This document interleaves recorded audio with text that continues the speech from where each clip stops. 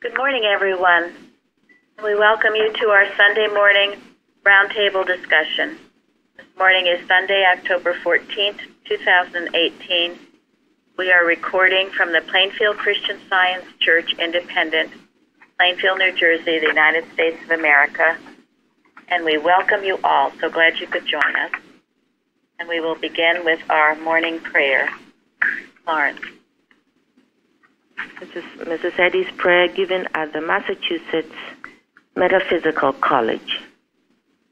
O my God, I offer as a consecrated gift upon thine altar a heart dedicated to thy service, lips speaking only words of charity, love, and truth, thoughts striving to be only the true thoughts of the mind of God. Help me to endure unto the end, strong in the faith, powerful in the truth.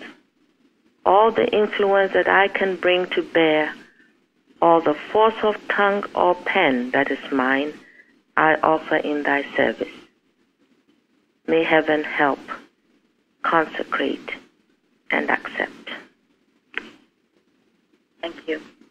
And miscellaneous writings, Mary Baker Eddy. We today in this classroom are enough to convert the world if we are of one mind, for then the whole world will feel the influence of this mind, as when the earth was without form, and mind spake, and form appeared. Okay, before we get into the lesson, we will start with the watching point, number 498. Quote, watch that you realize that you are a terror to error, that your consciousness of God is so effective and powerful, and you are the custodian of such vast power, that the moment you apply it, it does things. It dissipates error and leaves the infinite good filling all space. The time must come when we recognize ourselves as aggressors, rather than merely defenders of faith. There is a temptation to feel that there exists a great lie claiming to be power, and that we must forever protect ourselves against it. Like the knights of old, we must ride forth with shield and sword to defend ourselves against error, so that we may destroy it. Yet this conception does not fit Mrs. Eddy's statement that she used to do her work with the realization that God is all. The answer is that this phase of our experience is a necessary but passing one. We must recognize ourselves as terrors to error until we can rise to the realization that there is no error, since God is all. Some students fail because they regard animal magnetism as a lion and themselves but a rabbit. We are the lion, equipped with God's power. The lie retreats when we face it with divine courage. Mrs. Eddy once said, quote, animal magnetism is powerless, but you must declare against it as though it had all power, end quote. Thank you. I think this must have been Mrs. Evans' favorite watching point. She was always telling us to be a terror to error, reminding us that statement. The good little remember. I'm sorry. Just one little correction. It's actually 496, that statement, not 498. Thank you. Thank you. Yeah, I sent a thing to Jeremy. He probably didn't receive it, that's all. I sent the correction to all right, we'll make sure it's corrected. Thank you. Thank you for that. 496. Okay, any comments on that? It's a very important point to remember, and it's true when we talk about all this error. Mrs. Eddy says we build it up to tear it down. That's why nobody is ever a victim. To have a victim mentality is totally, totally wrong. Because then you're the rabbit. There's no power out there that can victimize you. unless you allow it. And that's the key. Are you allowing it? Or are you a terror to the error? And you see, these are biblical truths. We take everything back to the Bible, so you can, as well as science and health. But yes. And when we do our watches, you must never feel like, oh, you know, what we read last week from Pulpit and Press, or just some little thing that has no... Carry in the sky. Yes, carry in the sky. Remember that. I'm going to skip briefly. This is an important point I wanted to make. I haven't really introduced the lesson yet. Well, I'll do that. Subject, are sin, disease, and death real? Golden text revelation. Blessed are they that do his commandments, that they may have right to the tree of life and may enter in through the gates into the city. But I wanted to go into skipping over. There's plenty. I could talk for hours on this lesson. Gary wrote this lesson, and it is a beautiful one, very well executed. So, all right. Let's see. Who will read the first paragraph in citation 13 in Science and Health? I'm ready. Okay. Divine mind rightly demands man's entire obedience, affection, and strength. No reservation is made for any lesser loyalty. Obedience to truth gives man power and strength. Submission to error superinduces loss of power. Thank you.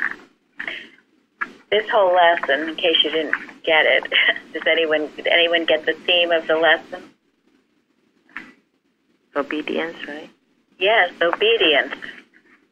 If you want healing in your life, it's obedience to God. It has to be. It's not the waving of a magic wand. It might, when you start out in science and have nothing to, you're brand new, well, then that's different. But when you've been here a while and you refuse obedience to God and you're demanding healing, well, forget about it.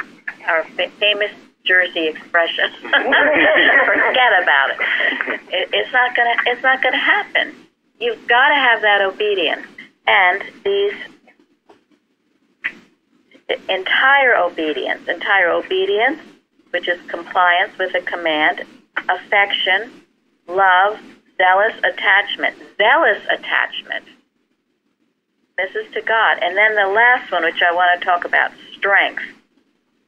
I was so surprised. If you look up strength in the 1828 dictionary, it's got so many definitions. Power, force, firmness, application of force without breaking or yielding. Then it quoted, the act will crush the strength of Satan. Then power of mind, power of any faculty, force of writing, expression, so that a deep impression is made on the mind of the reader or hearer. It is distinguished from softness or sweetness, which is what you see very often in the organization. It's what I was trained to be, soft and sweet.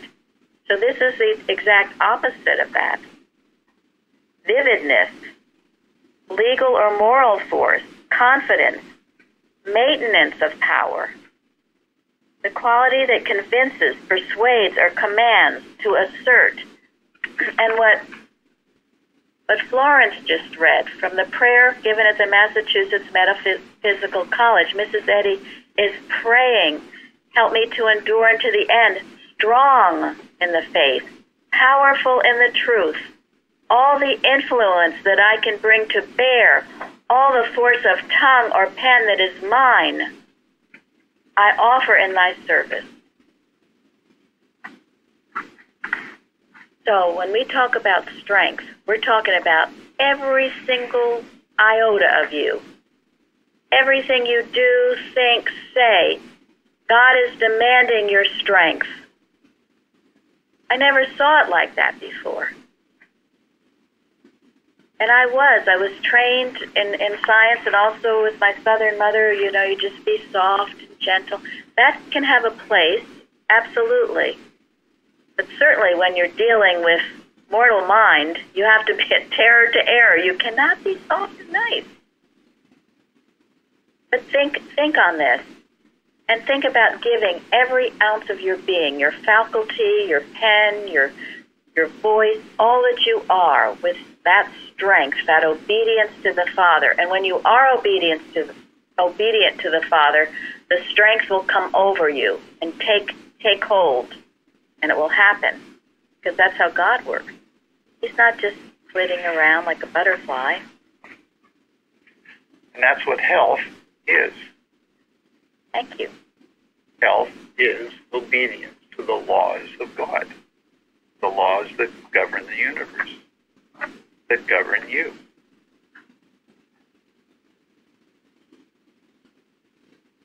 So, if you're suffering from some kind of sin or disease or whatever,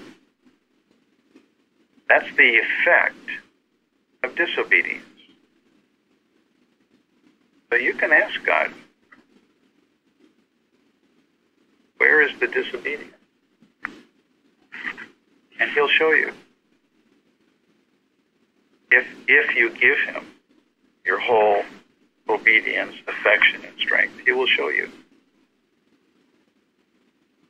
And that is in that citation, obedience to truth. When you obey God, you're gives you power and strength, while submission to error superinduces loss of power. So all the times you're disobedient, you don't want to do this or you don't want to do that, you don't want to speak up to an error, you want to be lazy, you don't want to whatever, you are superinducing loss of power. God doesn't do it to you. Weakness is not a quality of God, therefore it's not a quality of man. But if you're disobedient, and after you've been in science a while, if you're willfully disobedient, then you cannot expect God to be there for you. He is. You're somewhere else. You're not going to get it. Right. You've shut it out. I mean, this goes, it also includes the acceptance of disobedience around you. I mean, you don't have to be willfully disobedient yourself. But if there is disobedience to the truth in your home, in your business, in your church, if you accept it, you're condoning it. You're going along with it, and you're accepting something other than God's law. And while you may not be willfully disobedient yourself, the effect on you and your loved ones will be the same. You think you can sit on a fence, but what happens? Fall off. Fall off. And that's what people try to do. They try to placate someone in their family, and eventually it does, and then they wonder why they're not getting the results that they think they should be getting. Because that's disobedience. Instead of them pulling you down to their level, you are to pull them up to your level. And if you really mean it, you really mean business, that's what will happen. But if you're sitting on that fence, then expect to fall off. Eventually, yeah. Don't be surprised when it happens. And it's dangerous to tolerate disobedience while you're preaching Christian Science. Thank you. Very, very dangerous. Yes. If you're going to do that, please just shut up, excuse my language. But do not be preaching it and acting like you're some big scientist. You will drive other people insane. The people in your family will get very rebellious. Because when you're talking it and you're not living it, there'll be rebellion.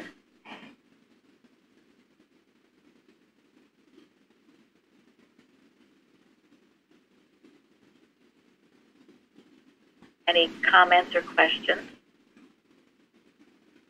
I think the word entire is what brings what you're saying into view. Entire obedience, affection. So how much do I love God? In order to not want all these other things to interfere. That's it. That's right. Thank you. Yeah, I mean, remember, we're dealing here with a science. We're not dealing with a fad or some kind of, fashion of the year. We're dealing with a science. We're dealing with the laws that actually govern the entire universe. You can't dabble with them. You can't disobey them on the one hand and then think that you can obey them and that they'll work for you on the other hand.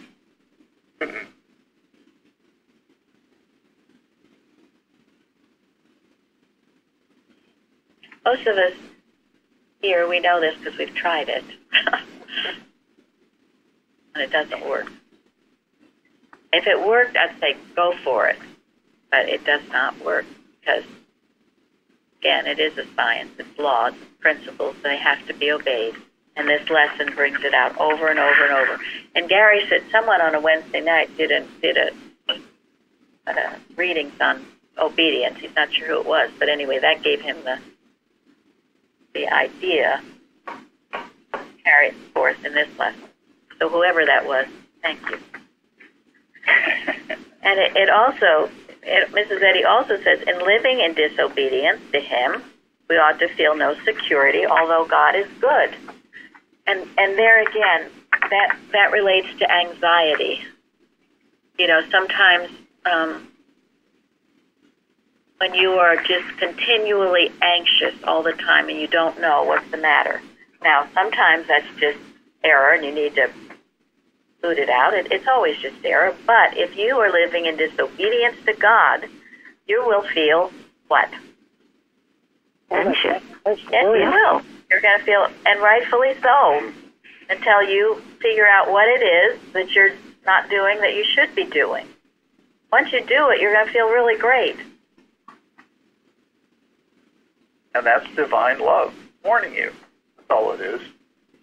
People, when people were in the presence of Jesus, a lot of them were really anxious.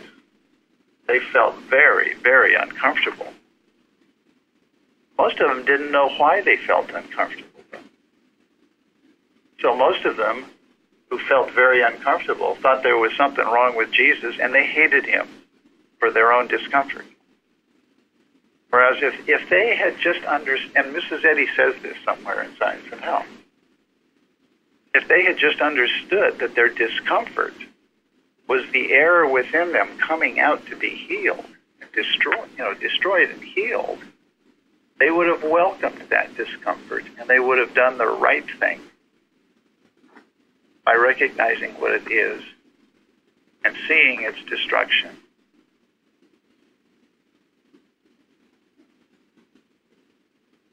And it's true today. If someone is strongly expressing the Christ truth, and they feel uncomfortable in their presence, they're going to sense anything in your thought that's not right, and they do. And others may feel uncomfortable in your presence when you are in your right mind. Expect it. And that's a good thing. It's part of the growth that occurs. And so you'll find some people you once thought were your friends maybe are no longer. Things just fall away. They drop off. You end up not having much to talk about or whatever. But as you grow, things will change. And always for the best. Always good. You might not think so at first, but it is. And don't feel badly about the loss of so-called human friends. Because as you grow, God will bring others into your life that are ready for what you have to offer.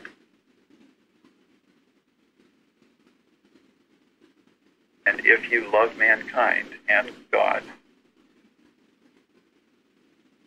unselfed love, there will be a constant supply of things for you to do for those who are ready. And you'll never be alone.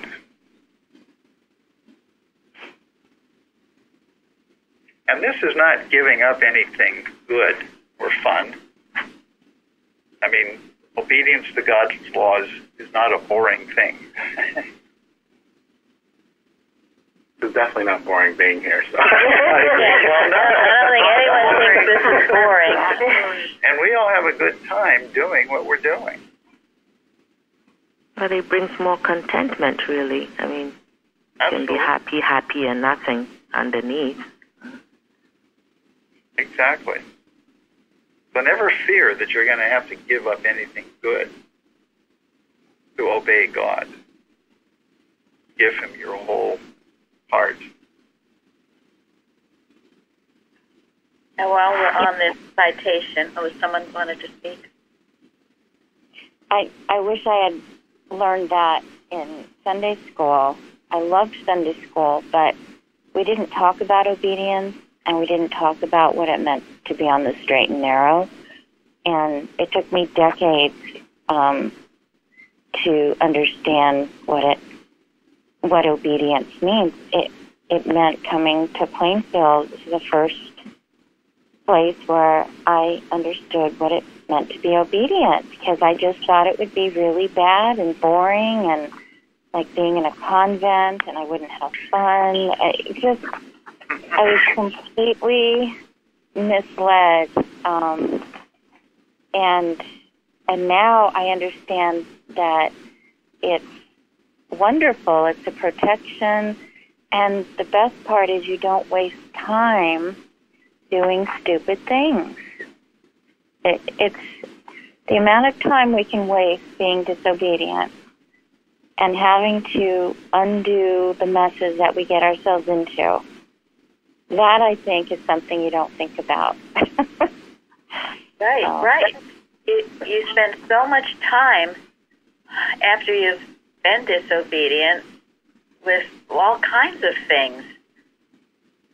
I don't know. Because things are a mess, so you have to take care of the mess. Well, if you just did what was right, you wouldn't have to. And that's why we talk about retracing our steps. You have to retrace your steps and go back and do it all over again. With tears, right? With tears, yes. Now, that was well said, Susan. I think that we all can feel a little bit the same way. That we wish we had learned sooner. But you know something? Fortunately, it's never too late. We have an infinity, right, to grow, to learn about God. And Mrs. Eddy says, Right time. Exactly. Learning about God is, doesn't happen in a... Well, I think it was Edward Kimball that said, even though we have eternity, don't take 50 or 60 years learning this. That is right. Don't take 50 or 60 years learning it. Don't say, my whole life I've had this truth and I haven't used it. Today I'm going to use it. Let's not do that, okay? Speaking to someone. So, yeah. Someone said if you're not having fun, you're not practicing Christian. So I know. Big Nell Young. Yeah. So while we're on this citation, both Linda and Parsons wrote to it on the forum. What stuck out to me was the submission to error, was the superinduces loss of power, and I realized the victim thinking, which I really suffered from before I came here and still I work on. That's what that was. By being a victim, I was making my own loss of power. And last week during the Roundtable, we were talking about the science and health, and it was pointed out that it was not being obedient to the moral and spiritual law that was causing the problem. And I thought it was really wonderful that this week then was all about moral and spiritual law. And I loved the Bible study because it was about how Phineas stood up. And you have to be, he was tough. I mean, it seems tough. We're not killing people, but you have to be that aggressive. And I'm glad to be learning it. The moral law is the first commandment, and that's what I started to think about, so thank you. Moral law is very important. And maybe while we're here, Elizabeth here? Elizabeth, you can read, because she addresses, because it seems to always have to be reminded of this. For the Lord thy God is a consuming fire, even a jealous God. Elizabeth, what did you write about that? Well, before I started learning how to understand the Bible spiritually, these kinds of sentences would trip me up. I didn't understand what it meant for God to be a jealous God. And it bothered me because I was always thinking of it in human terms. So I looked up, I remember Herbert Eustace in Christian Science, It's Clear, Correct Teaching, explains how to interpret some of the terms used to describe God, and jealousy is one of them. He says, quote, jealousy in its ultimate meaning is that which tolerates no rival, no presence aside from its own. Is not this the definition of is? Is, by its very nature of being all that is, holds within itself all that is, and becomes a law of annihilation to everything apart from itself. There could be no greater jealousy than this.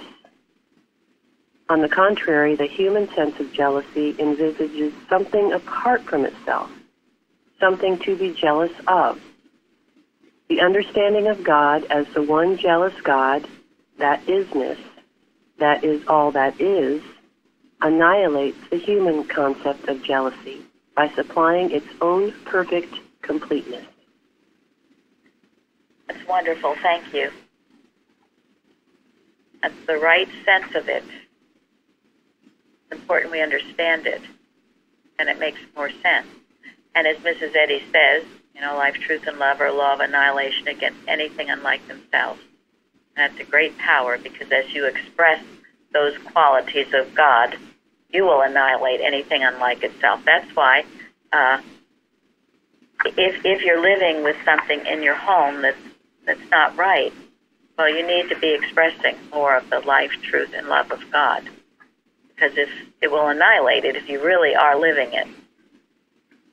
It won't necessarily annihilate the person. Well, that's up to them, right? It's kind of up to them. That's their choice. But certainly this... They can stay and get right or leave. The thought, the thinking, the mortal mind thinking that's inhabiting them will be annihilated. Now, while we're there, Parthens also spoke to this. I thought, the last week or two we've been talking about if for any reason you have a medical experience, there's no condemnation, and you do the best you can, use of eternal or temporary means. Now, this week it tells you why you really don't want to go there unless you really have to. And Parthens certainly speaks to that. And his father was a doctor. Parthens trained to be a doctor, but he did not become one. He got interested in science. But he speaks to it, and he says the early part of the book of Isaiah makes vivid the curses that befall God's people for the sin of idolatry. The latter part of Isaiah makes equally vivid the blessings that overtake God's people as a natural result of destroying their idols and returning to God. These blessings and cursings are mentioned throughout the law of Moses, especially Deuteronomy 28. And yesterday our discussion was about Deuteronomy and false gods. We missed it. So,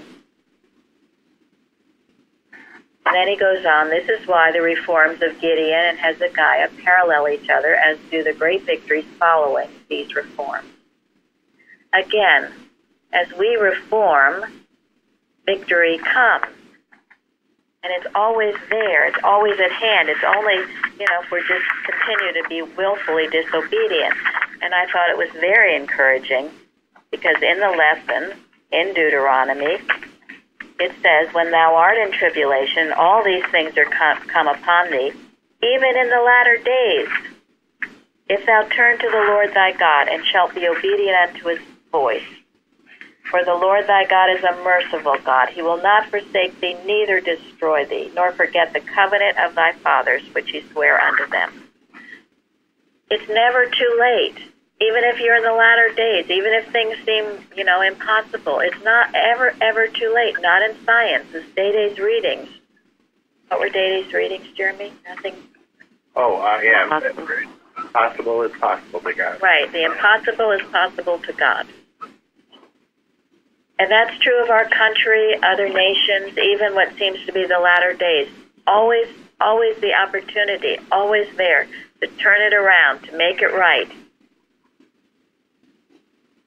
So, but then he quotes, and I referred to this yesterday, Science and Health, Parthens does, the idols of civilization are far more fatal to health and longevity than are the idols of barbarism. Why would that be? I think they're trickier because they're more subtle and they look like it's from educated thought or science, or it's cloaked, where the other one was more simplistic thinking and it seemed more archaic and childish. That's exactly the right answer. The other people don't even know that they're idols. And that quote is in Science and Health, page 173, if anybody is wondering. Thank you. Yeah. And then he says, just one example of such idolatry is the opioid use has become so widespread that these substances are now polluting municipal water supplies of major American cities. And then prenatal exposure to opioids has resulted in babies addicted at birth. So that's a curse, yes, thank you. The cursing of disobedience. God didn't do it. We're doing it to ourselves. That was another very, as we left Boston yesterday, we talked about this Bible study. As we left Boston, on Thursday, we saw, drug addicts stumbling around. I don't ever remember seeing that. And Gary and I lived in Boston for a while. And we were just pouring out our love, the healing blessing, and knowing that's not the truth about man. So then he goes on. I don't know if any of you looked up his link, but it was, anyone know? His link, Parthens' link, was showing all the times that medicine has resulted in failure and death, and all the billions of dollars that have been spent. It was very sobering.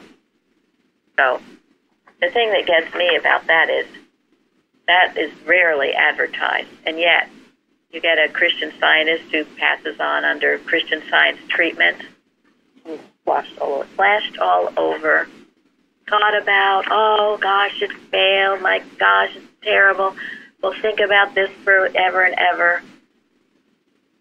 Proves it doesn't work. Proves it doesn't work. Yes, it's just awful. It proves medicine doesn't work. Well, that's it. You can equally as say that. And if anyone, I don't want to get into it too much because I wouldn't say it's an upper, it's rather a downer to this, but it's sobering and maybe people need to know. I think there's a false sense that if you go there, then you're doing the right thing, and that's not. That's not necessarily the case. No. No, because you're putting yourself into a system of human experimentation and belief. It's not a science. And I love it. In the lesson, is Materia Medica a science or a bundle of speculative human theories? Yes. It's not a science. Here we've been talking about, we've got a science, a true science. It works. But Materia Medica is not that. And now, Pilara, I'd like you to speak to that. You wrote about it on the forum. Yes, I have seen it time and time again. The failure of prescription medications, having all these side effects that are really, if you even take the time to read them, it will put the fear of God in you before taking that pill or medicine, because the results or the possible results are usually worse. It's the same like the chemotherapy. It's a poison that they put into your body, hoping that it will kill the cancer before it kills you. So, I mean, to me, that's really scary. Yes. So there's a reason we can thank God every single day that we have Christian Science, and to thank God every single day that we have Mary Baker Eddy, and a reason why we will give our total, entire obedience to God, all our affection, our obedience, our strength to God, and living this science. Please, thank God for it. And as I said, if you ever have to go the other route, go. Mrs. Evans used to say it's like taking your car to the car mechanic. Take it in, take it out. Get the heck out of there, okay? We were talking to someone today. He said the thing is, or no, the other day, excuse me. The thing is, you only give it an inch, okay? Because there's a statement, you give it an inch, it'll take a mile. It will try to take a mile. You give it an inch. And remember, too, you were always in command of it. They can't make you do anything. Different with children, but as an adult, you don't have to do anything you don't want to. So remember, an inch, not a mile. You go with one thing and then you come in back home with a list of what they say they found. Yes. It can be totally endless. But so let us be on the offensive with science. Let it be preventative, okay? Let's live it day by day so we don't have to pull ourselves out of these mucks. And if you find yourself in a muck, okay, like just said, God is there, even in the latter days. He'll help you. And if you have to do it with a positive expectation. Don't be reading all this stuff and having yourself paranoid. Do it knowing, okay, God, I'll do this. I'll do the best I can, get in and out. But I think that's where Mrs. Wilcox's The Word Made Flesh is such a powerful article. It is. It is. Her whole book is amazing, but that chapter, it is. If you're it explains it beautifully. And remember, too, in Science and Health, Mrs. Eddy says, the first idolatry was what? Faith in matter. Faith in matter. Thank you. Faith in matter. So don't let the matter be your first, I'll run to this, I'll run here. Someone was telling me, people they know, they have 6 doctors. They go to all kinds of doctors. They spend a lot of time on this, and money, and energy. No, your strength, your obedience, affection on God. Put it there, and do it today. If you're feeling weak and sick, you can change it. Now, the other that I love, number 10, Jeffrey, in Science and Health. Silent prayer, watchfulness, and devout obedience enable us to follow Jesus' example. Thank you. 3 things. Now, those 3 things, silent prayer, watchfulness, devout obedience. You can do that anywhere, any place, anytime. You do not have to live in a mansion. You do not have to live in a certain city. You do not have to be of a certain race. You do not have to live in a certain nation. Anybody, these truths are available to us all. You do not need a college degree. You don't need 6 doctors helping you. You don't need an advanced degree. In fact, you're better off without it. You're better off without it, most likely. Mrs. Eddy says, the purpose of his great life work, meaning Jesus, extends through time and includes universal humanity. Isn't that wonderful? Universal. All these aliens or whatever. Everything, every place, everywhere. So this is another reason you're not a victim. Because this is available to you. You can do this. I say that these days, right? You can do this. Come on, you can do this. You can pray, you can watch, and you can start obeying God. Now, if you don't, well, then you're going to have to face the consequences. And in belief, you will feel like a victim, and you'll feel like this and that, and maybe it's convenient to blame your circumstances. But you're just going to be living in that Adam dream, and it's just not fun. And you have to do it yourself. You can't depend on anybody, ask anybody. Only you can do it. That's true. And that's true when you're, working on your computer or answering emails, Lillian. You can do it, okay? You can figure those things out yourself. You don't have to ask everybody. You can do it because God gave you the intelligence to do it. And I'm saying this to her, but, I know it applies to others too as things come up during the day. You can do it. Turn to God. I mean, Jeremy, what do you say about this? Oh, well.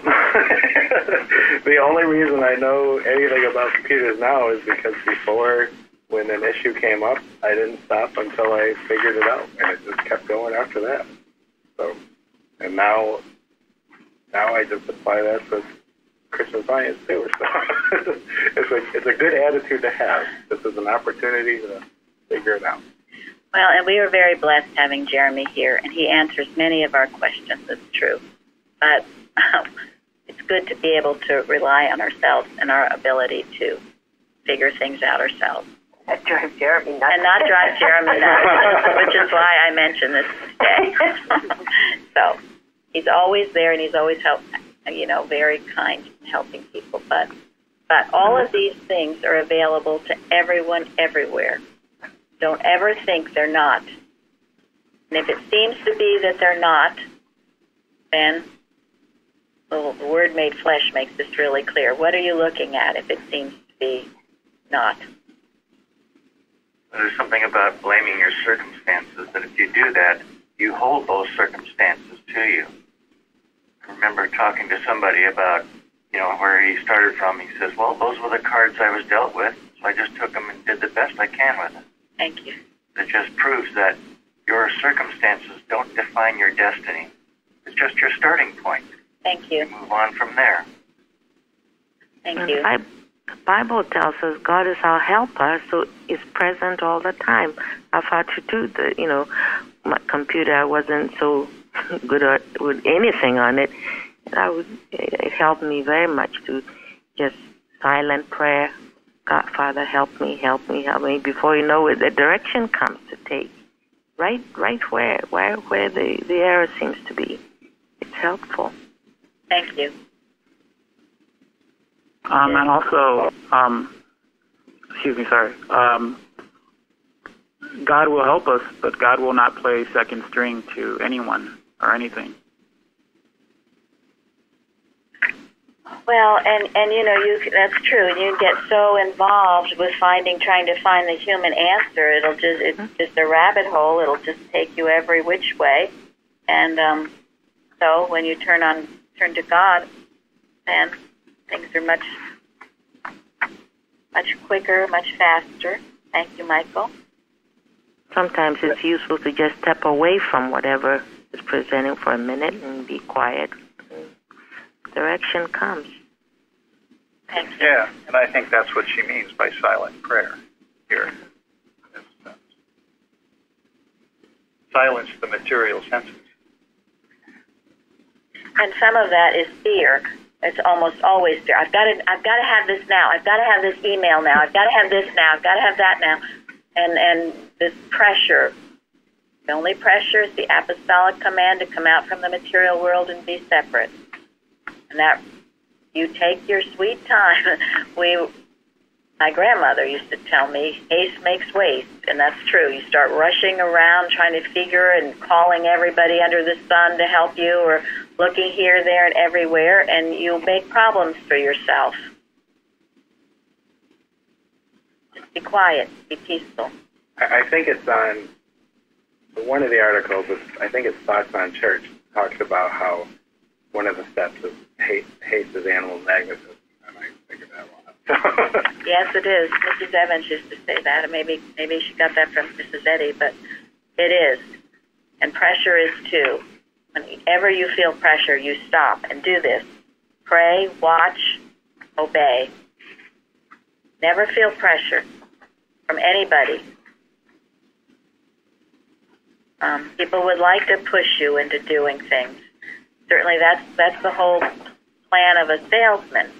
Oh, it's not going to be here tomorrow. It's probably going to be gone in a couple hours. You better get it now. That's when you turn and say, have a good day. Now, in the last vacation, and this comes up often, where Mrs. Eddy talks about, agree with thine adversary quickly, whilst thou art in the way of with him. Now, we have talked about this before. Does anyone remember what it means?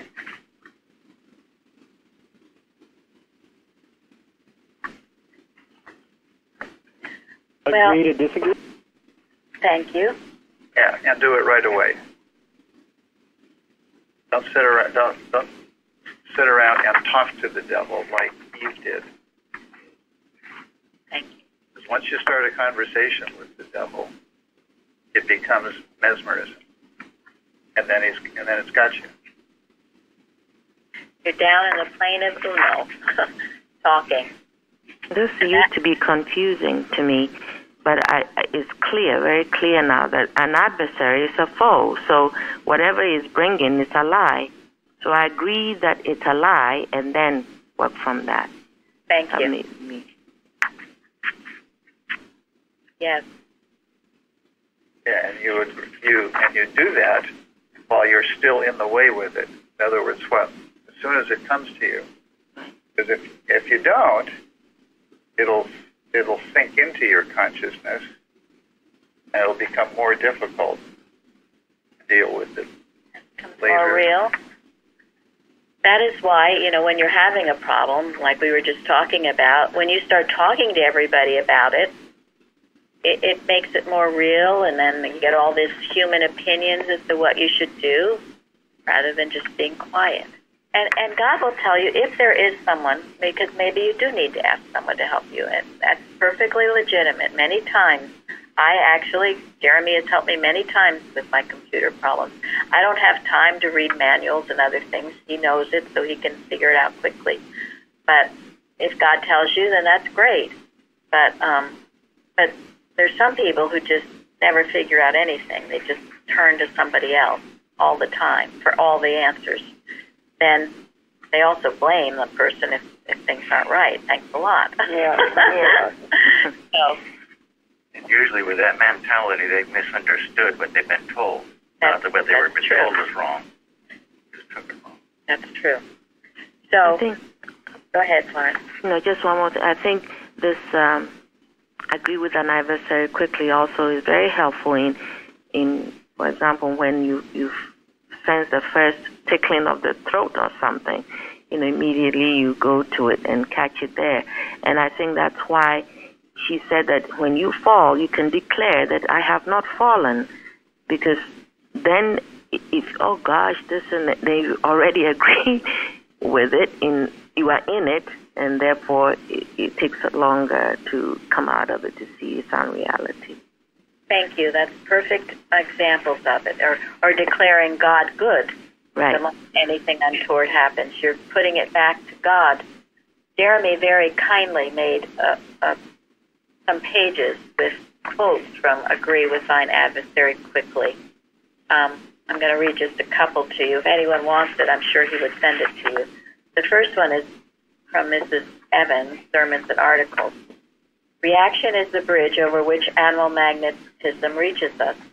A disturbed, irritated thought is a catch-all for errors, spurious suggestions. What is the solution? The answer lies in the instant rejection of the aggressive suggestion. The Bible tells us to agree with our adversary quickly while we are in the way with him. Mrs. Eddy clarifies this in Science and Health by stating, suffer no claim of sin or of sickness to grow upon the thought. Dismiss it with an abiding conviction that it is illegitimate. Page 390. And then she says, a wise worker once said, be so instant in truth that error is always too late. Now that's a good explanation, and all of you, Florence, these are good explanations as to how. Don't fool around with it. Be quick. This is, again, the preventative work. This is obedience to God. If you're listening to all this garbage, that's not obedience to God. So, tonight, this morning, we are going to read from Teaching and Addresses by Edward Kimball. I believe it was Janet yesterday mentioned the article, Quenching the Fiery Darts of the Wicked. So Gary will read as our ending today. I am not subject to the laws of mortal belief in sickness, sin, and death. And the belief lasts only while I believe in the power of matter. Fear of sickness has not affected me. The many and manifold lies of mental malpractice have not affected me. For I deny that heredity in the above beliefs has caused disease to be imaged in me. For the reason that God, good, immortal spirit, divine mind, is the only power. I deny that I am sick or suffering, or that I am denied any manifestations of good. I affirm that I am well, strong, happy and successful, mind's idea, a prince of the King of the universe, and an heir of God, perfect and strong in every way, brave and happy.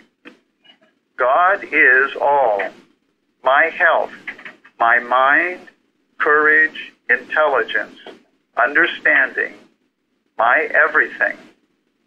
All there is in me or of me is perfect and harmonious, and I was always so. God is my life.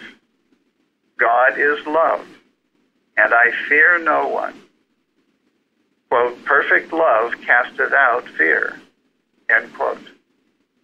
All we need to do to remain in perfect health and harmony is to learn to pray aright and never forget our rightful heritage as the Prince of the King of the universe.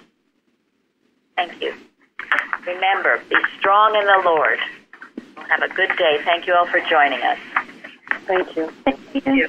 Thank you. Thank you.